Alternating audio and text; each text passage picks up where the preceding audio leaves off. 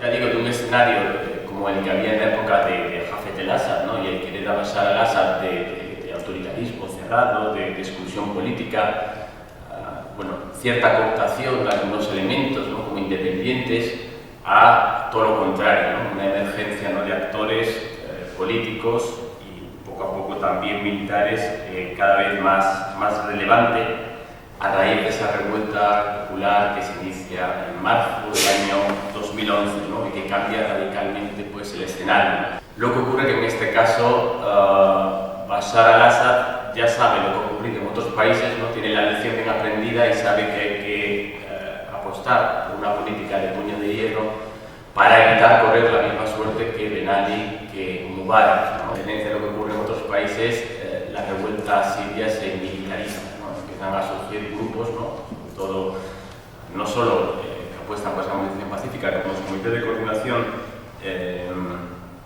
locales, sino también grupos como el Ejército Libre Sirio, que integrado, ¿no?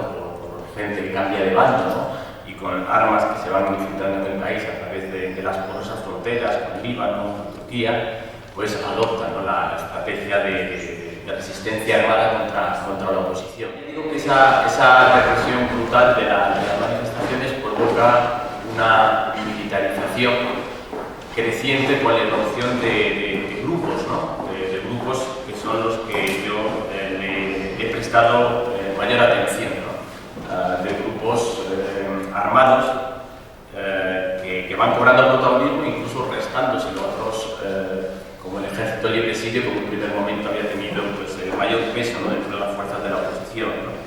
Grupos que seguro todos habéis oído hablar de vosotros, de ellos, perdón, como el Frente al-Nusra, el Frente a la Victoria, o el Estado Islámico de Irak y Levante, que es el Daesh, ¿no? Las Islas Árabes, o el Frente Islámico. Te digo que poco a poco van restando, ¿no? fuerza al Ejército Libre Sirio, incluso reemplazándolo, ¿no? como principal fuerza rebelde en algunas zonas del país. La fortaleza del régimen, la cohesión del régimen, que ha sobrevivido en unas condiciones sumamente adversas y que ha conseguido revertir incluso la situación, y por otra parte la fragmentación de la oposición, de la dependencia que tienen todos estos actores de las ayudas provenientes sobre todo de los países del Golfo, que financian, que está detrás de todos estos grupos, tanto políticos como militares, que han emergido en los últimos 2 o 3 años, ¿no? Pues en muchos de los casos nos tenemos pues, grupos de filiación pues, saudí, grupos de filiación emiratí, bahrení o kuwaití o catarí, por supuesto, ¿no? Pues los cataríes sobre todo financian a los hermanos musulmanes, ¿no? Lo cual lleva, ya digo, a explicar esa atomización, esa fragmentación, esa división, y que muchos de estos grupos se hayan contaminado por esas luchas, esas tensiones que hay dentro del mundo árabe por la lucha, ¿no? por la hegemonía regional, ¿no? Todas esas luchas intestinas, pues desgraciadamente se han acabado contaminando, ¿no? la revuelta siria, y también han acabado islamizando, ¿no? Islamizando a los grupos rebeldes, ¿no? Lo digo que hermanos musulmanes porque es obvio que tienen un peso significativo en todos los países de Oriente Medio, y también lo tenían en Siria hasta los años 80, cuando fueron expulsados del país, cuando se aprobó una ley que penaba con la propia pena capital, ¿no? la militancia en el movimiento, lo que lleva a que los hermanos musulmanes le tome por sorpresa todas las revueltas, no tengan presencia sobre el terreno y no sean capaces, como Al-Nahda en Túnez o los hermanos musulmanes en Egipto, de rentabilizar la situación, ¿no? Están completamente desconectados, como se ve sobre el terreno, aunque tengan un peso significativo en estos grupos políticos que son militares. Se han quedado relegados en segundo plano porque todos los cambios que ha habido en Egipto, como el desarrollo de los hermanos musulmanes, también en Palestina, con ese gobierno de coalición nacional, etcétera, etcétera, son perjudiciales para ellos, ¿no? Es decir, los vientos no son tan favorables a los hermanos musulmanes, ¿no? Que están más desconectados sobre el terreno, y esto ha sido aprovechado por otros grupos, ¿no? Quizás el más importante, el Frente Islámico. El Frente Islámico hoy en día, bueno, se forma a finales del año 2012, hace un año y medio más o menos, y agrupa a 7 unidades militares que estaban combatiendo, y tienen como característica principal que tienen una ideología salafista, y esto es un fenómeno nuevo en Siria porque nunca había habido grupos salafistas de peso, ¿no?, en la escena política, en la escena social siria, ¿no? Los salafistas no habían entrado, no habían irrumpido, al contrario de lo que pasa en países como en Túnez o como en Egipto, ¿no? Entonces irrumpen y además son capaces debido también a que tienen detrás los petrodólares del Golfo, ¿no?, son capaces de atraer a muchos grupos que antes habían combatido en el ejército sirio libre.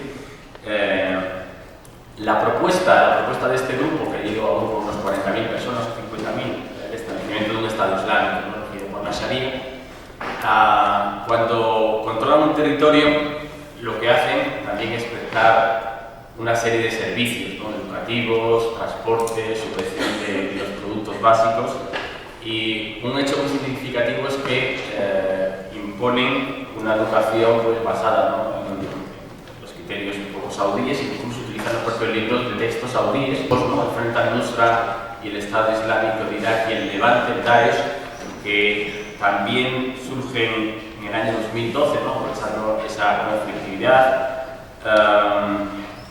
y son, a diferencia del Frente Islámico, que es un fenómeno pura y estrictamente sirio, son fenómenos más bien formados por yihadistas internacionales, ¿no?, gente que llega al terreno.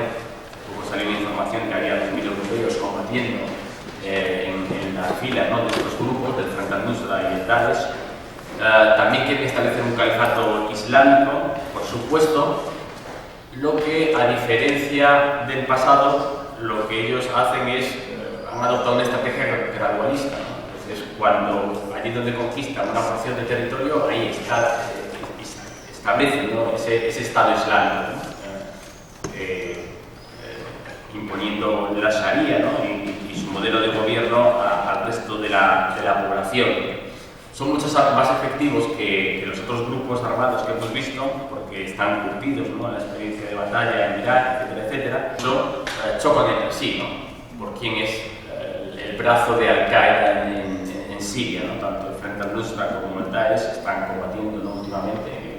Hubo combates en la zona norte del país con más de 1.000 víctimas en muy poco tiempo de estos dos grupos, y sobre todo porque se interpreta que el Daesh y su máximo comandante, Abu Bakr al-Baghdadi, quiere desplazar el poder, ¿no?, a la cúpula de Al-Qaeda e imponerse en su lugar. Al régimen le interesa que estos grupos cobren fuerza porque el discurso que tiene es, precisamente, son buenos protectores de las minorías. Si nosotros no estamos, es el caos, van a venir los salafistas, van a venir los yihadistas, va a venir Al-Qaeda y va a hacer lo que está haciendo en algunos lugares, ¿no? Entonces, bueno, le interesa obviamente, y también se habla mucho de que, bueno, mientras concentra sus ataques en Homs, en Alepo, en zonas bajo control del ejército sirio libre, casualmente hay otras zonas donde están estos grupos, no son atacados, ¿no? Entonces, bastante tolerancia, ¿no?, con esas zonas. Entonces, mucha gente también dice que el régimen está interesado, y a lo mejor no está detrás de la financiación, pero sí está interesado en reducir la oposición a estas milicias de carácter yihadista, ¿no?, porque sabe que incluso en el mundo occidental se le va a respaldar, ¿no? Si es Bashar al-Assad o es Al-Qaeda, pues probablemente Estados Unidos, Francia acaben dándole vuelta a la tortilla y apoyando, ¿no?, a Bashar al-Assad. Los kurdos también, a mí me recuerda mucho la situación de los kurdos en Siria con la situación de los kurdos en Irak en los años 90, después de la Segunda Guerra del Golfo, después de la liberación del Kuwait, cuando aprovecharon, ¿no?, esa debilidad del Estado para erigir las estructuras casi protoestatales, ¿no?, en las zonas del Kurdistán. Sabes que hay prácticamente una autonomía muy amplia, y muchos dicen que casi una semi-independencia, ¿no? Entonces,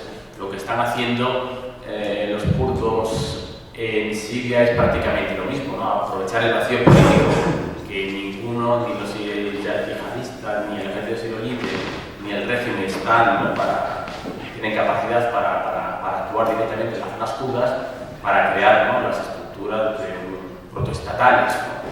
Todo esto bien asesorado desde el Kurdistán iraquí.